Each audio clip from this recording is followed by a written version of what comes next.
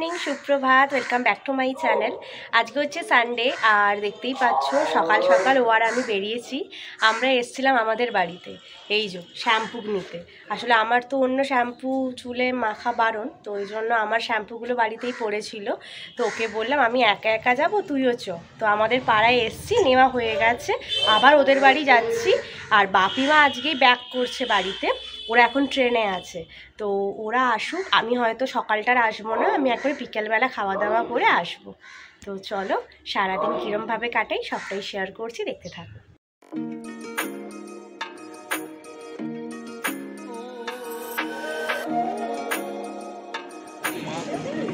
খেলা নেক্সট খেলা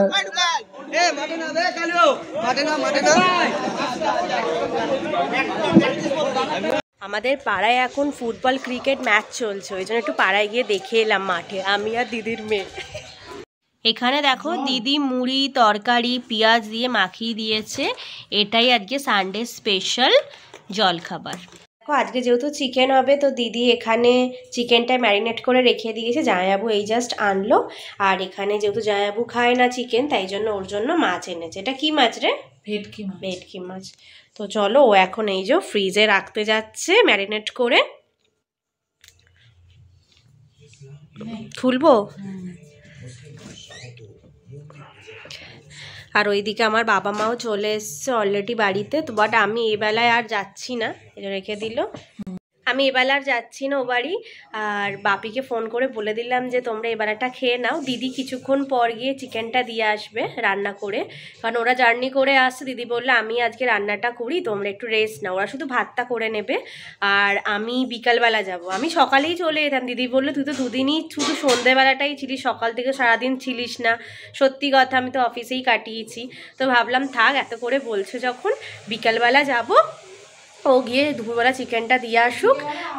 হ্যাঁ, ওরাও একবার দেখা করতে যাবে, যেহেতু 2-3 দিন ছিল না। তো একবার ওদের সাথে আমিও যাব, ওরা আমাকে দিয়ে চলে আসবে কিছুক্ষণ গল্প করে।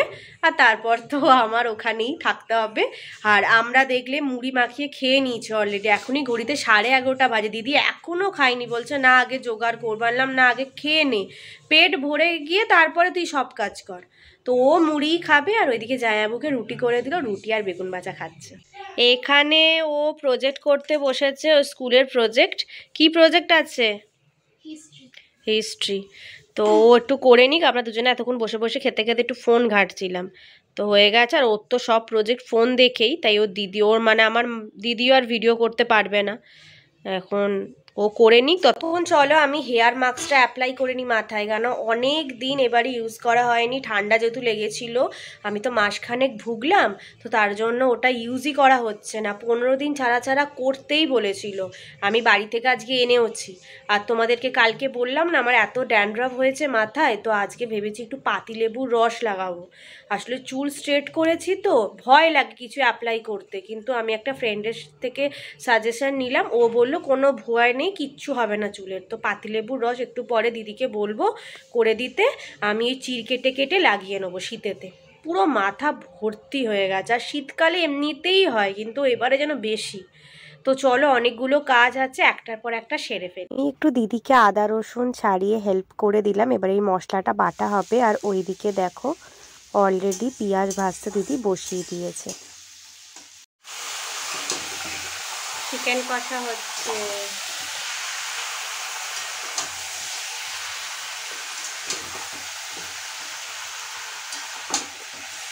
তো পাতিলেবুর রস দিদি করে দিল, এবার এটা মাথায় লাগাবো। তুলো নিয়ে নিয়েছি।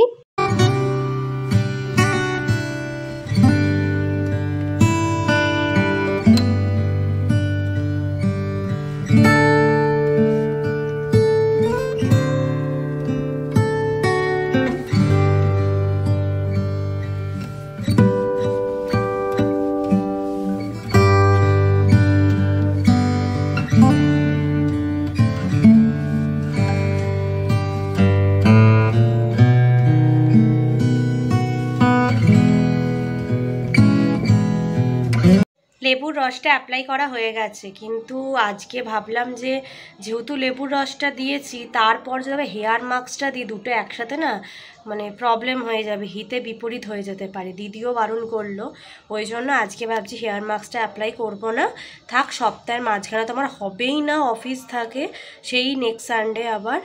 আর এটার পর একটু রাখি, দেখো পুরো চির কেটে কেটে লাগিয়ে দিয়েছি, কি রেজাল্ট হয় তোমাদেরকেও সন্ধেবেলায় দেখাবো। আর দিদির মেয়ে এখন গেছে বাথরুমে স্নান করতে, এখনই বাজে 12টা 20, ও বেরোলে দেন আমি আবার ঢুকবো। দিদি দিয়েছে আমাকে নিম পাতা ছাড়াতে, কারণ নিম পাতা ভাজা হবে, তো আমি তো সেটাও পারি না। দিদি তারপরে বললে এইভাবে ছাড়াতে হয়, সব শিখছি আসলে, বুঝতে পারছো তো, দুদিন পর লোকের বাড়ি যাব, মুখ শুনবো, তার থেকে বাবা শিখে রাখা ভালো। তো এই জন্য নিম পাতা ছাড়াচ্ছি। আজকে কি কি মেনু হচ্ছে দিদি? দে, কি কি মেনু হচ্ছে বলে দে। আজকে চিকেন, তারপরে হচ্ছে মাছের ঝাল, মাছটা তো ওর বাবার জন্য, নিম পাতা ভাজা আর আমের চাটনি।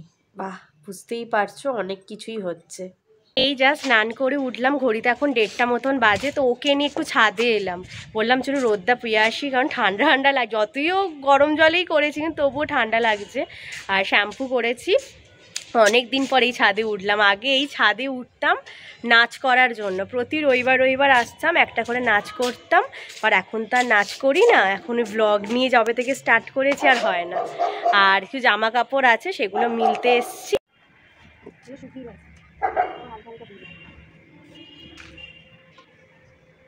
এটা স্কুলের জ্যাকেট।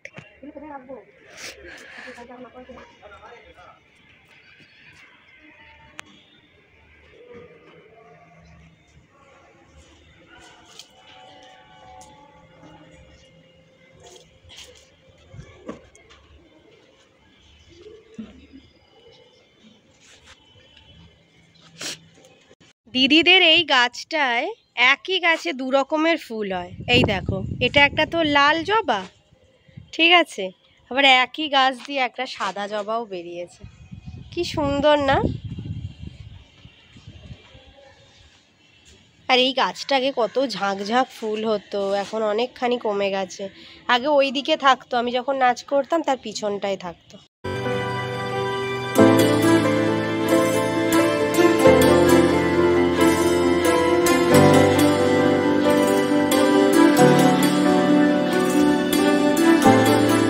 আমি যে বাড়ি গেলাম দিদির মেয়ের সাথে, আমি তো একটা জামা আনবো যে স্নানের পর পরবো, ভুলেই গেছি। তারপরে দিদি এই নাইটিটা পুরী থেকে কিনেছিল, দেখতে পাচ্ছ কি সুন্দর প্রিন্ট করা, পুরীর যে ওই কোণারকের মন্দিরের বা অনেক কিছুর প্রিন্ট থাকে না ওখানকার ডিজাইনের। তো দিদি বললো আমার এটা একটু ছোট হয়, তুই তাহলে পরে নে, আর আমার বেশ ভালোও লাগছে এটা পরে। দিদি বললো তোকে তাহলে এটা দিয়ে দেবো। আমি খুব একটা বাড়িতে নাইটি পরি না, আমি তো সবসময় ওই থিকওয়াটার প্যান্ট টপ এগুলোই পরি। আমার দিদির মেয়ের মতন, ও আর আমার ড্রেস সেমই হয় মানে গরমকালে আমাদের দুজনেরই হট প্যান্ট, আর শীতকালেই নয় ফুলাতা মানে ফুল প্যান্ট নাহলে হাফ প্যান্ট এরকম পরি। তো এই কুর্তিটা দেখবে তোমরা কি সুন্দর না। আর এগুলো শুকিয়ে গেছে জামা কাপড়গুলো, এগুলো নিচে নামাবো, সব হয়ে গেছে। আর মেলাও হয়ে গেছে, আর মেলা কি দেখাবো, এই যে পেছনে দেখো সব মিলে দিয়েছি। তো চলো একটু ঘুরে তারপর নিচে চলে যাই।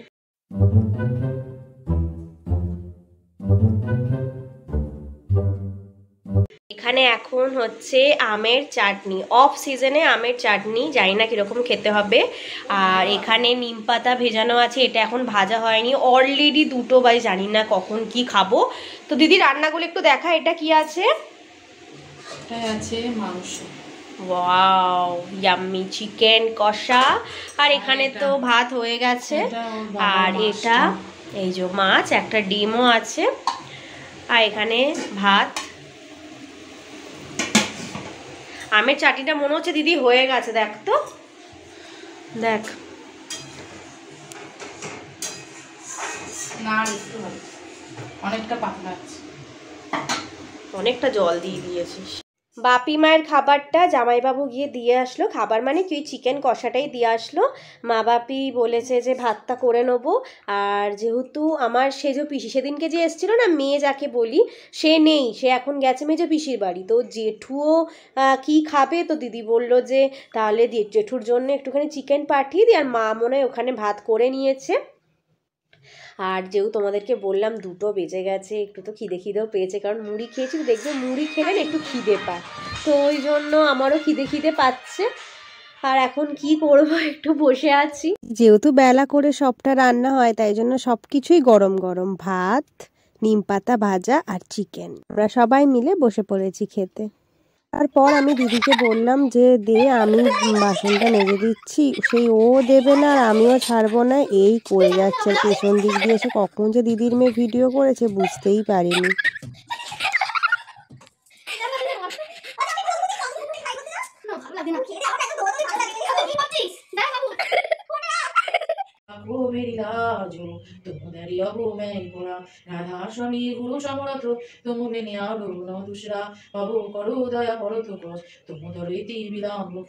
দিদি এদিকে পুজো করছে আর দিদির মেয়ে বসে টিভি দেখছে, আর পাশে দেখতেই পাচ্ছ জামাইবাবু লেপ মুড়ি দিয়ে শুয়ে আছে।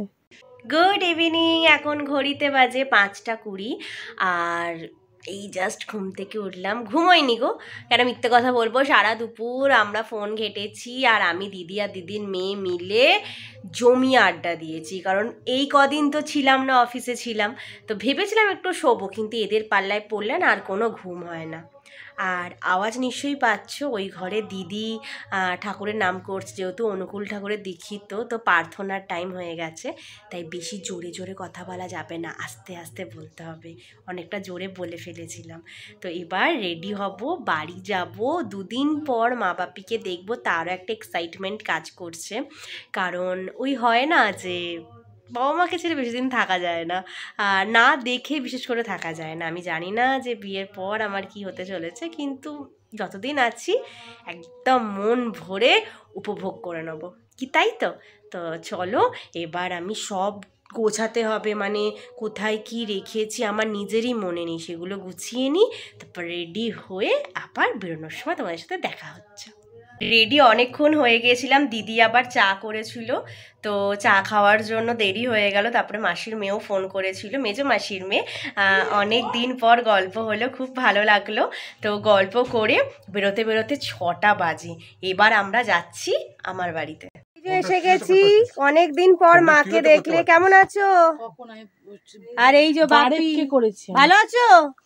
আমি বারেককে করেছি। এই যে দিদি ছেলেকে দেখে ফিরলো, এখন কেমন আছে বলো? একটু ভালো আছে, আগে একটু ভালো থাকলে কি হবে, আবার বমি করেছিল তো।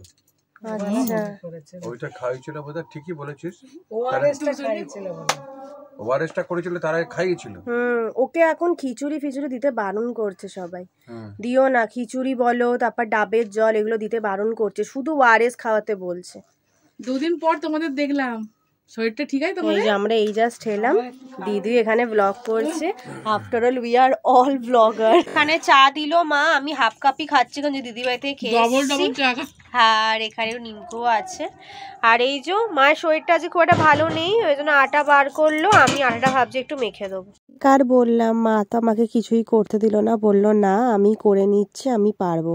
আমার মা না মানে সেইভাবে কিছু করতেই দেয় না, আমাকে বলে যে না, যতদিন আছিস একটু রেস্ট নিয়ে নে, পরে তো করতেই হবে।